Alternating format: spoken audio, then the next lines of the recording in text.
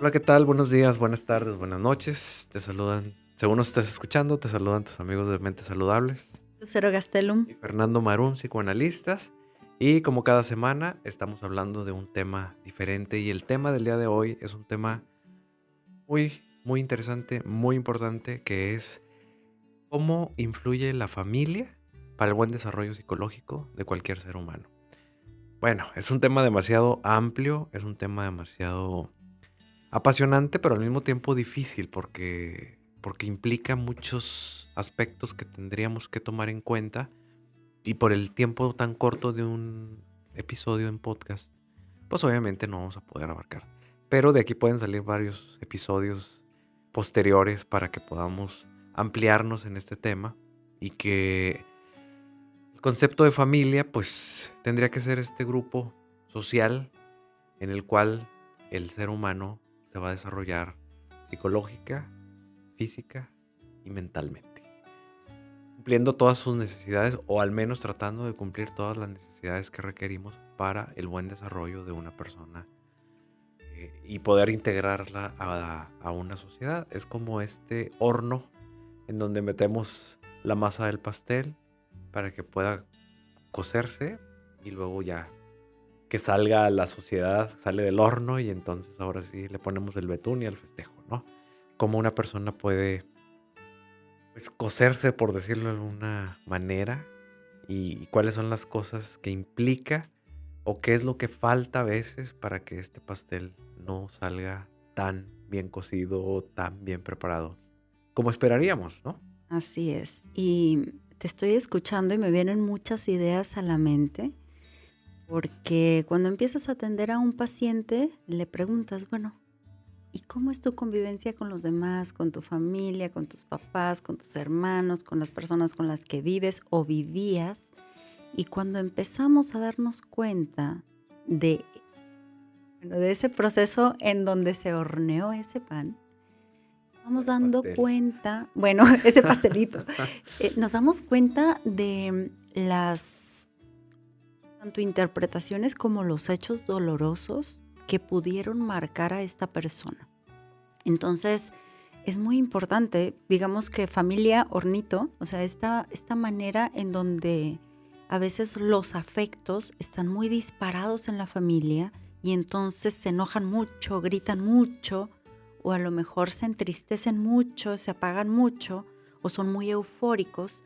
Todas estas dinámicas familiares van a ir coloreando la personalidad de ese niño, esa niña, y también de los papás, porque esto no se termina nunca, pero es ir entendiendo qué tanto les va afectando a mis hijos, qué tanto le va afectando a mi pareja, lo que yo hago, lo que dejo de hacer. Entonces es muy interesante este núcleo en donde nos formamos pues para tener recursos para la vida, ¿no? Claro, y tenemos que empezar porque todos tenemos un concepto de pareja, de familia, en donde dije primero pareja porque pues todos tenemos la idea de un papá, de una mamá, y ahora en estos últimos tiempos, pues las parejas homoparentales, pues también estamos hablando de dos personas al final del camino, independientemente de lo que sean, hombre o mujer. Pero estamos hablando de que siempre tenemos que, en nuestra mente, que sean dos personas y las que nos cuidan, con las que nosotros interactuamos. Y eso lo llamamos familia. A veces no se cumple.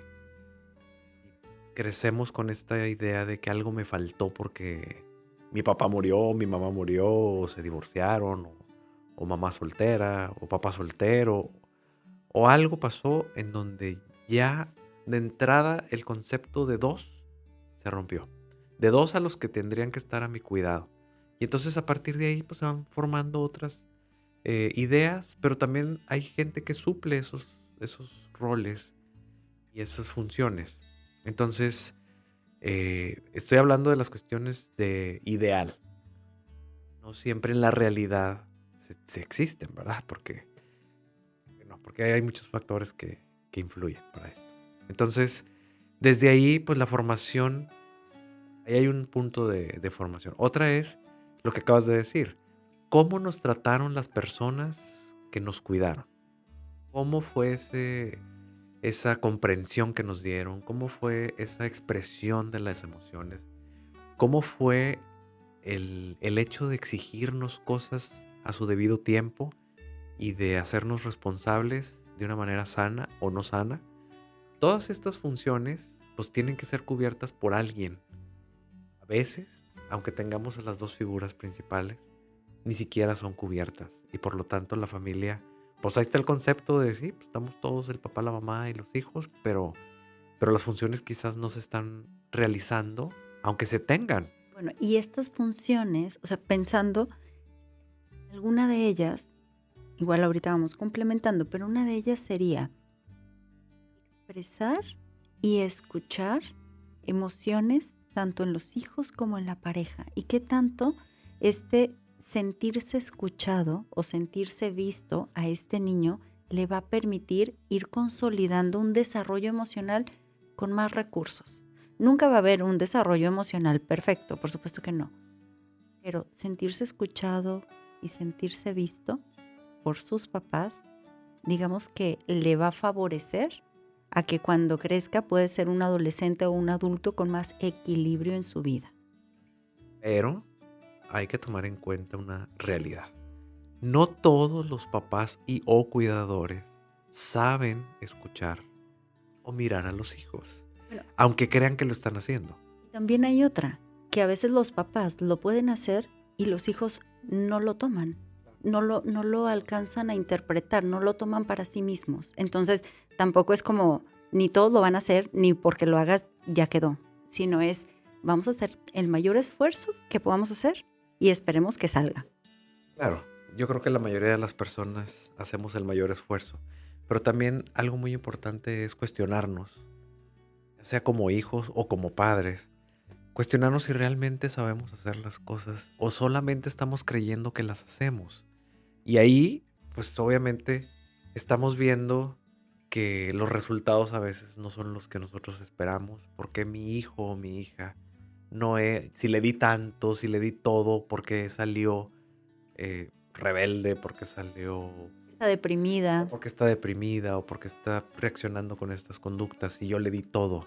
Entonces sí sería bueno que las familias pues nos cuestionáramos esto, porque una cosa es tener una familia y otra cosa es ser una familia. Una cosa es tener un hijo y otra cosa es ser papá o mamá, que no es lo mismo. Pero muchas veces nos dejamos guiar porque como tenemos, creemos que somos. Yo tengo un hijo, yo ya creo que soy papá. Y entonces le doy lo que yo pienso, pero si me voy un poquito a mi historia, mi papá, mi mamá me dieron tales cosas o no me dieron ciertas cosas. ¿Y cómo supongo yo que a mis hijos les voy a dar lo que a mí no me dieron? Si a mí no me lo dieron, entonces ¿de dónde lo voy a sacar? Entonces la tendencia es a que yo le dé todo lo contrario. Si mis papás no me dieron, yo les voy a dar lo que no me dieron a mí, a mis hijos. Materialmente. Y emocionalmente también. Ujú. ¿Sí? O sea, si a mí nunca me consintieron, yo puedo consentir mucho a mis hijos. Pero no medimos las dimensiones que Las esto y consecuencias. las Ajá. consecuencias que esto implica, porque como una manera de querer compensar las faltantes, lo voy a Eso. compensar. Mm. Y entonces ahí ya viene otro conflicto diferente. No hay una regulación en esto de lo que es la familia. Y aquí, cuando dices esto, yo me pongo a pensar, es muy difícil para los papás voltear a ver también las necesidades del hijo, porque ahorita te escuchaba y yo decía, bueno, son las necesidades del papá o de la mamá. Necesita darle al hijo eso que él no tuvo. ¿Y qué está necesitando el hijo? Entonces, creo que también podríamos empezar a cuestionarnos qué es lo que necesita mi hijo, qué es lo que necesita mi pareja. Y ahorita que decías, bueno, puedes tener un hijo, pero no necesariamente te hace padre o madre. Y puedes tener una pareja, pero no necesariamente son pareja. Pero, por ejemplo, si hay una persona con un trastorno narcisista, no va a poder ver la necesidad de un hijo.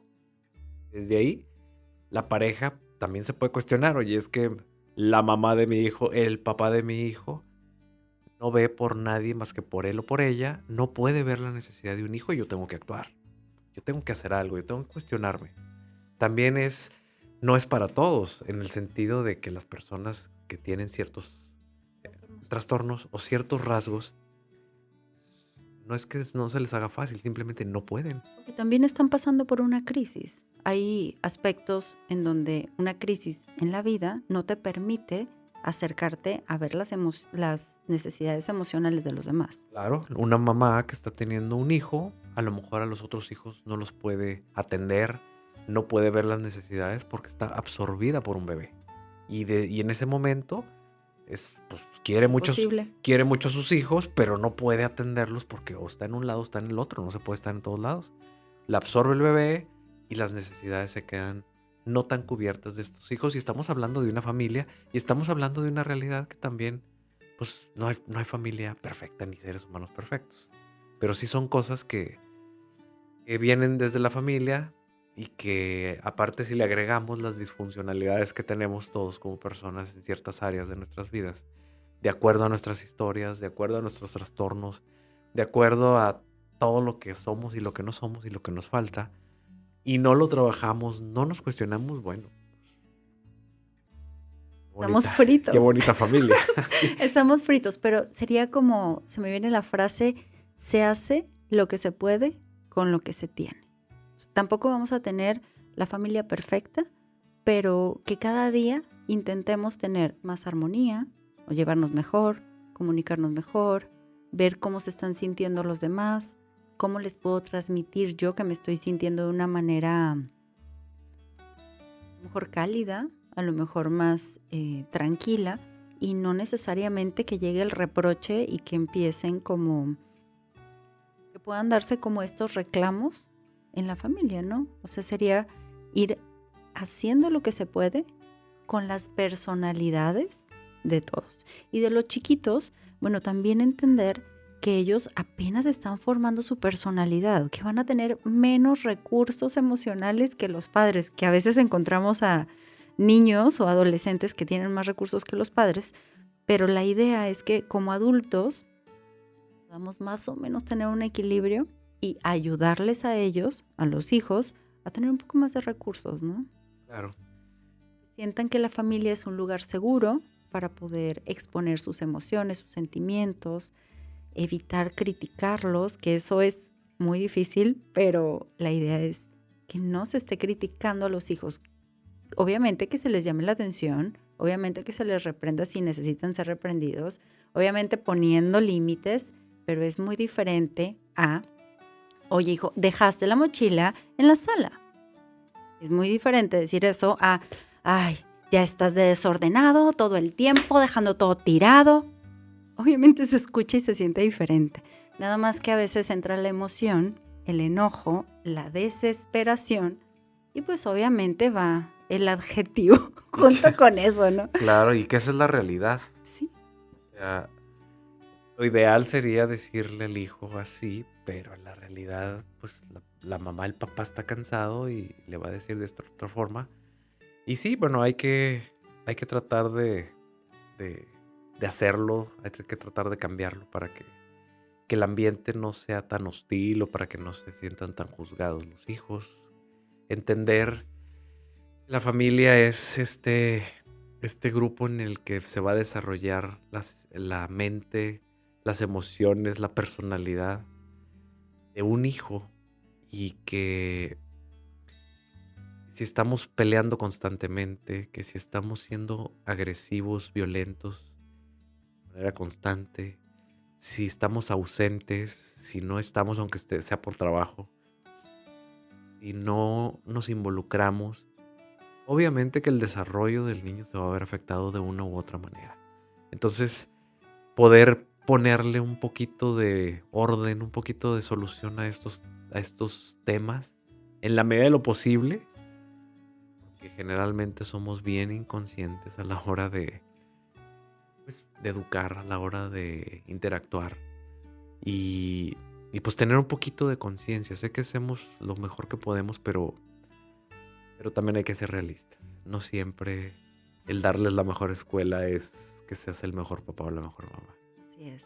Y creo que hay muchas personas con esta inquietud y tampoco porque te metas a los 20,000 cursos de desarrollo humano, de ser mamá, de ser papá, garantiza que todo salga bien. Pero sí es todos los días haz algo que te ayude a darte cuenta qué estás haciendo, a reflexionar en dónde estás parado, en dónde estás parada. Yo creo que tiene mucho que ver el hecho de entender cosas. Entender, o sea, siéntate a reflexionar por qué haces lo que haces, por qué le dices lo que le dices a tu hijo, hija, por qué lo regañas de la manera en que lo regañas, cuándo lo regañas o lo regañas, qué momentos, qué situaciones te desesperan más, qué situaciones no quieres hacer las cosas, qué edades de tus hijos te desesperan más, qué- con qué hijo puedes más y con qué otro no puedes tanto, con qué hijo te sientes más inclinado a consentir que al otro o que a los otros o a los demás, qué hijo le delegas más a la pareja, cuánto tiempo los dejas solos. Todas estas cosas deben de tener una respuesta y la respuesta la podemos tener nosotros de manera limitada también, porque inconscientemente estamos haciendo otra cosa, a diferencia de lo que nos estamos cuestionando. Pero sí, más que un tip, para mí, sería irte haciendo todas estas preguntas del por qué hago lo que hago, por qué me siento como me siento, por qué digo lo que digo, por qué en este momento, que no es lo mismo, porque he escuchado muchas en consulta, escucho muchos padres, madres que dicen, ¿por qué este hijo salió tan problemático si a todos los eduqué igual? A ver, momento, a ningún hijo se le educa igual. ¿Por qué? Pues porque cuando tenías 20 años y tuviste al primero y a los 30 tuviste al último, no eras la misma persona, económicamente no era lo mismo, circunstancialmente no era lo mismo, eran otras, o todo era diferente, y según tú le estás dando lo mismo, y no es cierto. Entonces te agarró más cansada uno que otro, o te agarró con mucho más trabajo uno que otro. Entonces no es cierto que le estamos dando lo mismo. Fíjate, desde ahí hay una creencia donde, como decía al principio de este episodio, bueno, la creencia de que tiene que haber dos cuidadores, mamá y papá generalmente.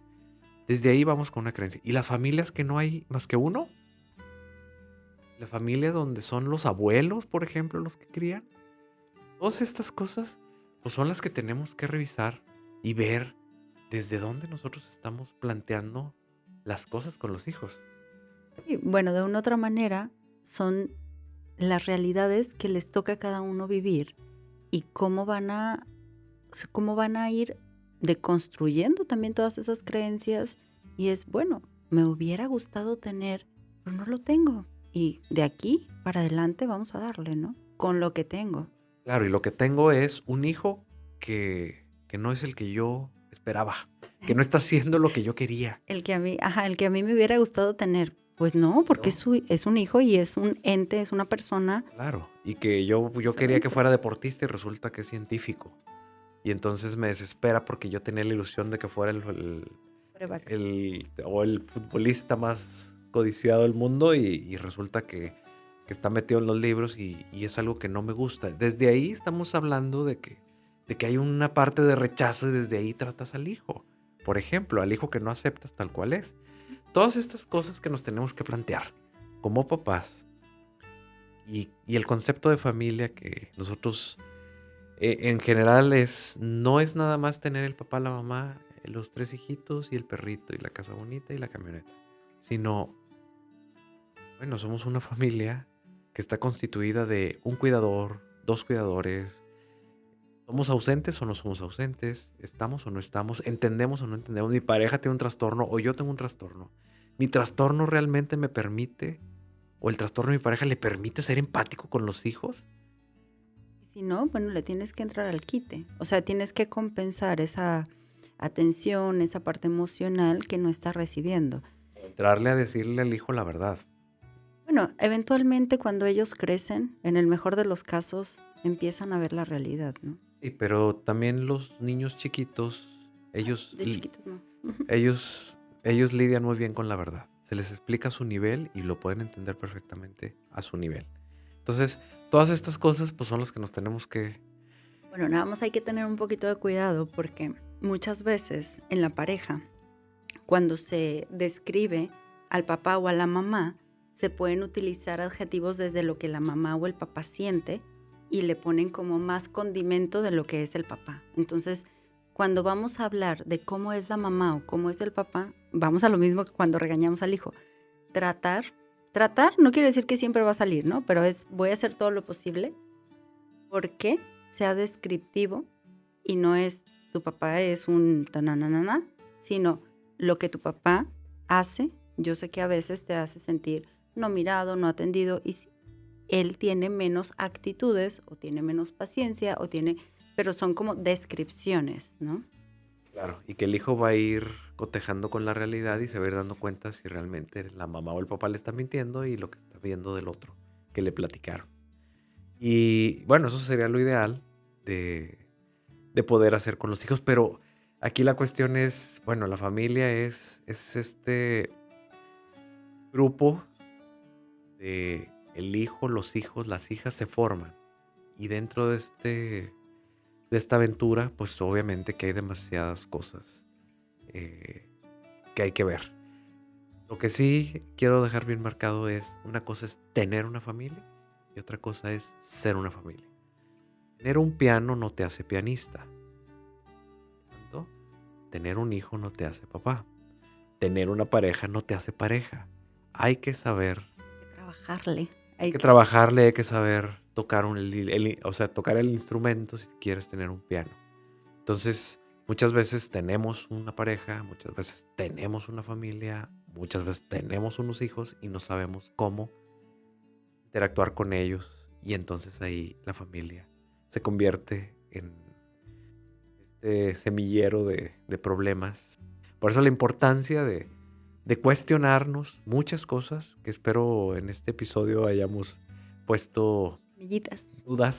muchas dudas para que puedan pensarlas, reflexionarlas y que puedan trabajarlas, porque pues ser papá pues es un arte y mientras más conozcamos, mientras más conscientes seamos, hay mayores probabilidades de que podamos funcionar o ser más funcionales dentro de la crianza con los hijos y formar un espacio realmente nutritivo, psicológicamente, emocionalmente, para nuestros hijos. ¿Okay? Independientemente de cómo esté formada la familia. Que hay tipos de familias, que eso no lo vamos a ver en este programa, pero si es 1, 2 el cuidador, o son 5 cuidadores con todos los abuelos y con todo el mundo metiéndose ahí en la crianza, o si es un hijo muy solo, porque solo tiene un cuidador y ese cuidador se tiene que ir a trabajar, entonces un niño o niña muy, muy solita que también tiene problemas, pero también sus soluciones. ¿Ok? Bueno, es todo un mundo. Esperemos que no hayamos confundido a la gente, pero sí, alguna de las preguntas se les ha de haber quedado. Muy interesante la parte de la familia y yo creo que todas esas dudas y todas esas reflexiones que puedan ser aterrizadas en, bueno, ¿y ahora qué hago? ¿Qué me puede acercar más a lo que yo quisiera tener? Y que pues vayan fortaleciendo su familia con los recursos que puedan ir teniendo, ¿no? Bueno, pues vamos a dejarle aquí. Todas las personas que estén interesadas en consultarnos, ya sea en Monterrey, su área metropolitana, en línea o presencial, o las personas fuera de la ciudad o fuera del país en línea, ¿en dónde nos pueden localizar, Lucero? Nos encuentran en Facebook en Mentes Saludables y en Instagram en @mentesaludablesmx. Muy bien, pues un placer, muchas gracias. Mucho gusto, Hasta Fernando. el siguiente episodio. El siguiente episodio. Ándale, pues. Bye.